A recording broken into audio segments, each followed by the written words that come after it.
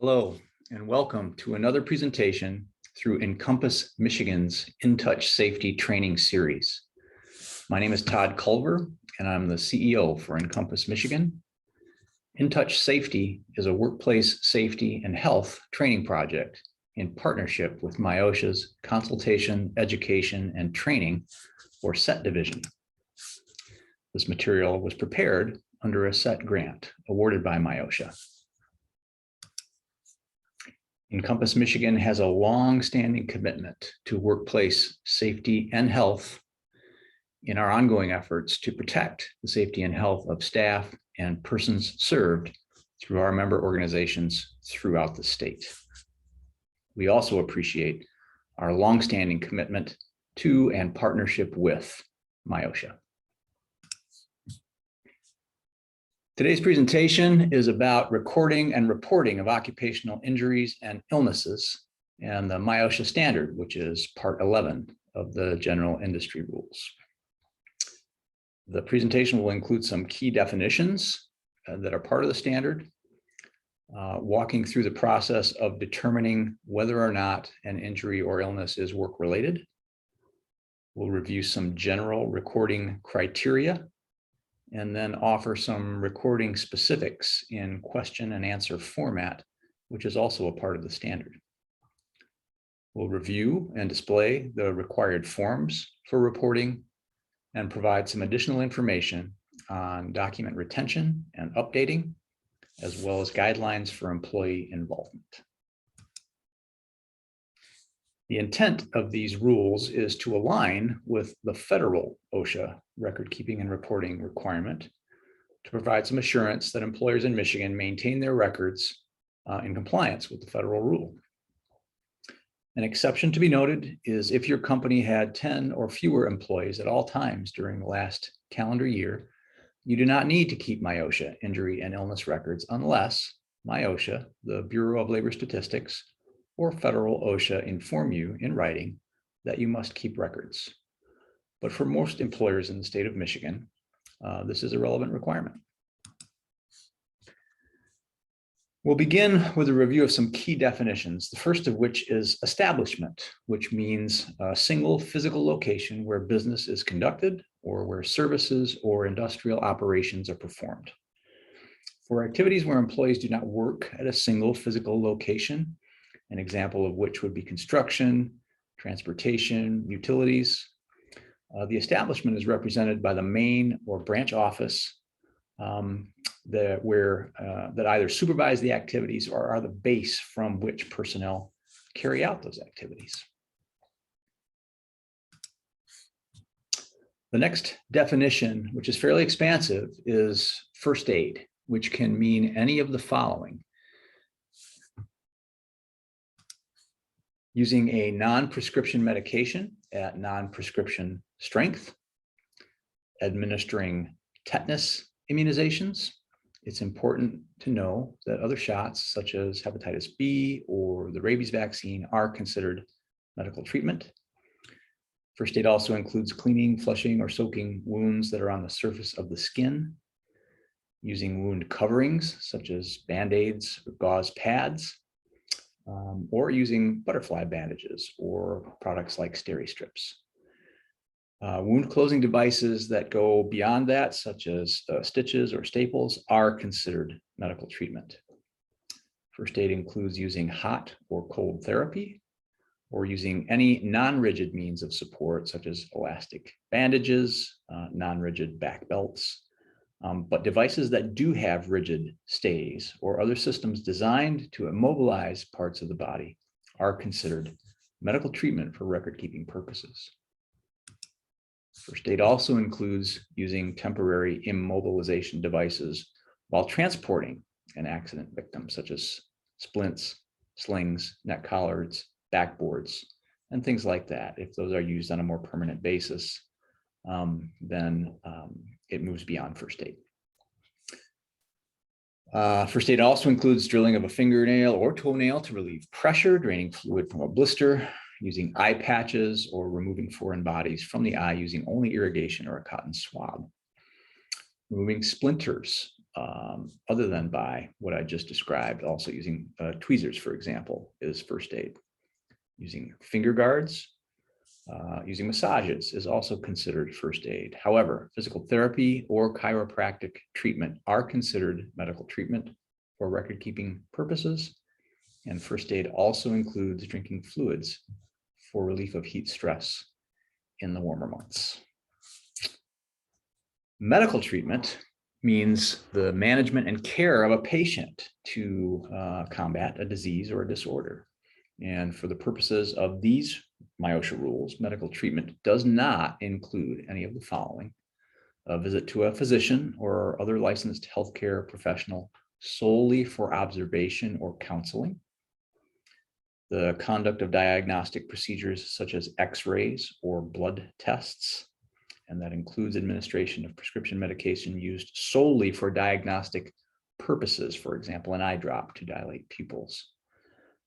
And medical treatment does not include the first aid definitions and examples that I just cited. Occupational injury or illness, which is our key terms in the rule, means an abnormal condition or disorder. An injury that's occupationally related is a result of a work accident or from an exposure involving a single incident in the work environment, and includes, but it's not limited to, a cut, a fracture, a sprain, or an amputation. Occupational illnesses include both acute, short-term, and chronic or longer-term illnesses that, again, include but are not limited to a skin disease, a respiratory disorder, or even poisoning. Injuries and illnesses are recordable only if they are new work-related cases that meet one or more of the recording criteria in these rules that I will get to in a moment. Recordable injuries and illness means an injury or illness that meets the general recording criteria. Again, we'll review that in greater detail in just a moment. But there are 5 important categories that need to be considered. If an injury becomes recordable, if it results in any of the following: fatality, days away from work, forgive me for jumping around here, restricted work or transfer to another job, medical treatment beyond first aid, or loss of consciousness. And for an additional consideration, employers must also consider a case as meeting the general recording criteria if it involves a significant injury or illness that is diagnosed by a physician, even if it does not result in death, days away from work, restricted work or job transfer, medical treatment beyond first aid, or loss of consciousness. Again, those are those 5 main considerations for recordability. However, there are other considerations to review. This is a very helpful decision-making tree that is also included in the standard, addressing the question of how to decide if an injury or illness is recordable. The first criteria obviously would be whether or not the employee experienced an injury or illness. If the injury is work-related, you would proceed to determination of whether or not the injury or illness is a new case.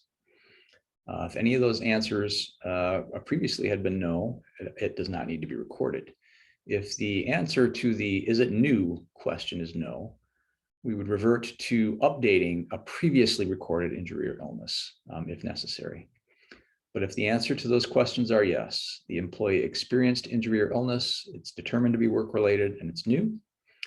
The next layer of decision-making involves, does the injury or illness meet those general recording criteria or the application to specific cases? Again, if the answer is no, not necessary to record. If the answer is yes, then we do. And again, this is included in Part 11 in the Miosha record-keeping standard. The basic requirement for work-relatedness is that you must consider an injury or illness to be work-related if an event or an exposure in the work environment either caused or contributed to the resulting condition, or if it significantly aggravated a pre-existing injury or illness. Work-relatedness is presumed for injuries and illnesses resulting from events or exposures occurring in the work environment, unless an exception that's cited in these rules very specifically applies. And I'll review what some of those exceptions are now. So if an injury or illness occurring in the work environment falls under any of the following exceptions and is not work-related, then it's therefore not recordable. So you're not required to record an injury or illness if, for example, at the time of the injury or illness, the employee was present in the work environment as a member of the general public rather than as an employee. If it involves signs or symptoms that surface at work, but result solely from a non-work related event or an exposure that occurs outside the work environment. If it results solely from voluntary participation in a wellness program or a recreational activity. The injury or illness is you're not required to record if it's solely the result of an employee eating, drinking, or preparing food for personal consumption, whether bought on the employer's premises or brought in. The injury or illness, if it's solely the result of an employee doing personal tasks unrelated to his or her employment at the establishment outside of the employee's working hours, not required to record. If the injury or illness is solely the result of personal grooming or is intentionally self-inflicted, not required to record. If it's caused by a motor vehicle accident and occurs on a company parking lot or company access road while the employee is commuting to or from work. If the illness is the common cold or flu, not required to report. And if the illness is a mental illness, not considered work-related, unless, however, the employee voluntarily provides the employer with an opinion from a physician or another relevant licensed healthcare professional stating that the employee has a mental illness that is work-related. So these are some of the exceptions that would exempt you from the requirement to record an injury or illness. So we'll move now into the question and answers that are addressed in the standard itself. The first of which is, how do I record a work-related injury or illness that results in days away from work? So when an injury or illness involves one or more days away, you must record the injury or illness on the Miosha 300 log, which I'll review with you in a moment, with a check mark in the space for cases involving days away and an entry of the number of calendar days away from work in the relevant column. If the employee perhaps is out for an extended period of time, then you must enter an estimate of the days that they'll be away at the time of recording, and then update that count when the actual number of days is known. The next question is, do I count the day on which the injury occurred or the illness began? And the answer to that is no. You begin counting days away on the day after the injury occurred or the illness began. The next question is, how do I count weekends, holidays, or other days that the employee would not have worked anyway? And the answer is actually that you must count the number of calendar days the employee was unable to work as a result of the injury or illness, regardless of whether or not the employee was scheduled to work on those days. Therefore, weekend days, holidays, vacation days, or other days off are included in the total number of days recorded if the employee would not have been able to work on those days because of a work-related injury or illness. The next question is there a limit to the number of days away from work that I must count? And the answer to that is yes.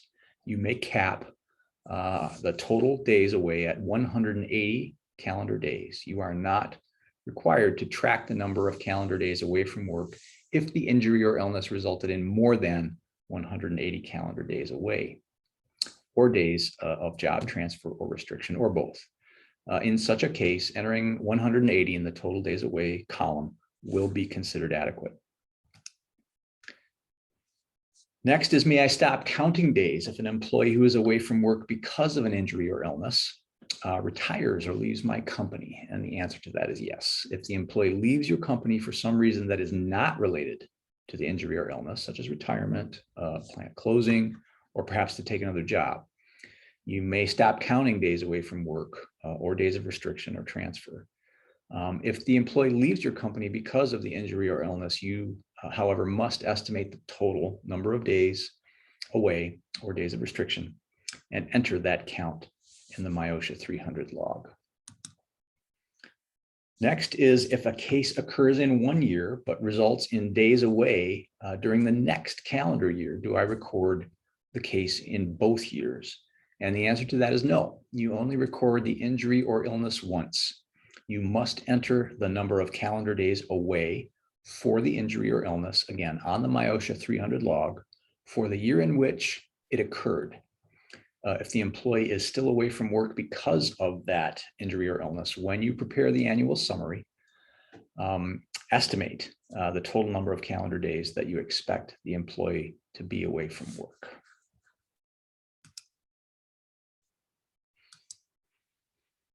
So next is a review of the required forms under the standard. And you must use Miosha 300A, 300, and 301 forms. Some employers for one or more of these forms choose to use an equivalent, which is fine, but they must be completed in the detail required by the forms themselves. So I'll show those to you in a minute.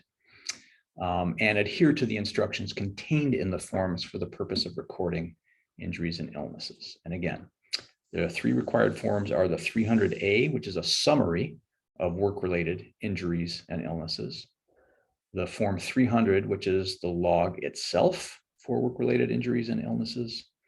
And the form 301, which is the incident report itself. And it's the 301 that some employers choose to design an equivalent most often. So the first is the Miosha 300A, which is the annual summary. It asks for the number of cases, days away from work, days with transfer or restriction, and the total number.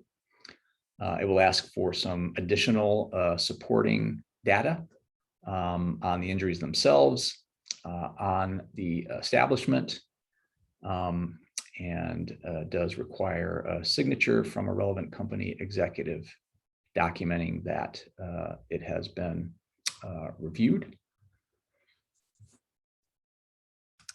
The Miosha 300 form is the log of work-related injuries and illnesses. So this requires the employee's name, job title, the type of injury, or excuse me, the date of injury or illness, where it occurred, and a basic description that could include parts of the body affected, or the object or substance that directly injured or made the person ill.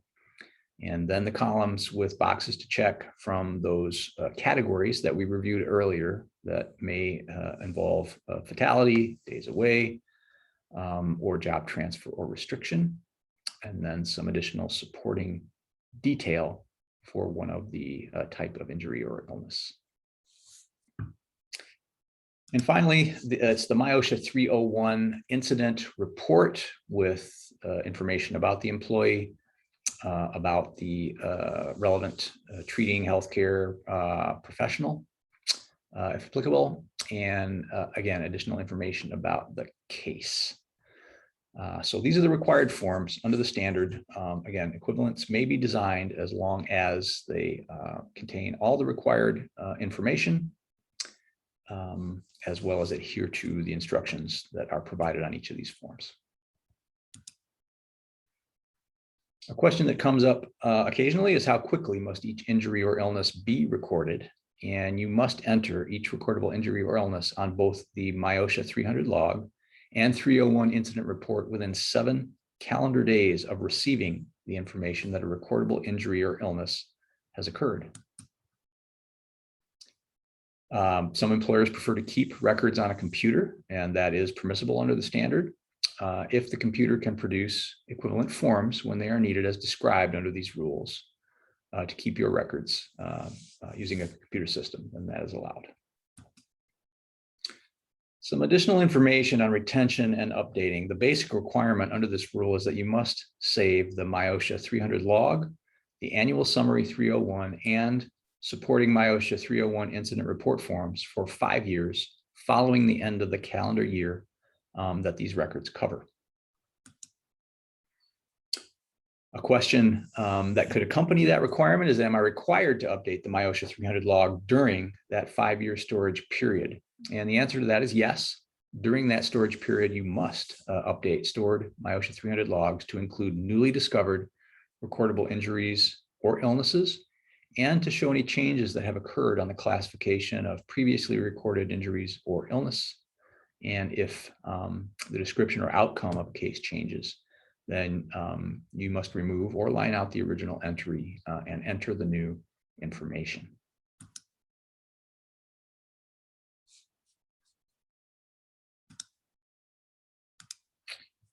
Another question is, am I required to update the annual summary or the Miosha 300 incident report? And in this instance, the answer is no. You are not required to update the annual summary or the Miosha 301 incident report. However, you may do so if you wish to ensure consistency of record keeping. Some basic guidelines for employee involvement in this process. It is actually a requirement that your employees and their representatives must be involved in the record keeping system in 3 specific areas. You must inform each employee of how he or she is to report a work-related injury or illness to you as the employer. You must provide employees with information that are described, that's described in one of the subsections of this rule, and also provide access to your injury and illness records for your employees and their representatives. A question that can arise here in implementation is, what must I do to make sure that employees report work-related injuries and illnesses? And the answer is to establish a reasonable procedure for employees to report. And for example, a procedure would be considered not reasonable if it would deter or discourage an employee from accurately reporting a workplace injury or illness. And the other part of implementation is that you must inform each employee of your procedure for reporting. Additionally, you must inform each employee of both of the following. One is that they have the right to report work-related injuries and illnesses. And secondly, that employers are prohibited from discharging or in any manner discriminating against employees for reporting work-related injuries or illnesses. And you must not discharge or in any manner discriminate against an employee for that reporting. In terms of reporting fatalities, in the unfortunate event of death in the workplace, it is required that within 8 hours after the death of any employee from a work-related incident, you must report the fatality by telephone to the Miosha toll-free central telephone number, which is 1-800-858-0397. In terms of reporting hospitalizations, amputations, or loss of an eye, so for those very serious incidents that also have an additional layer of reporting requirement, hospitalizations, amputations, and losses of an eye, within 24 hours after the inpatient hospitalization of one or more employees, or an amputation or loss of eye as a result of a work-related incident, you must report that to Miosha within 24 hours.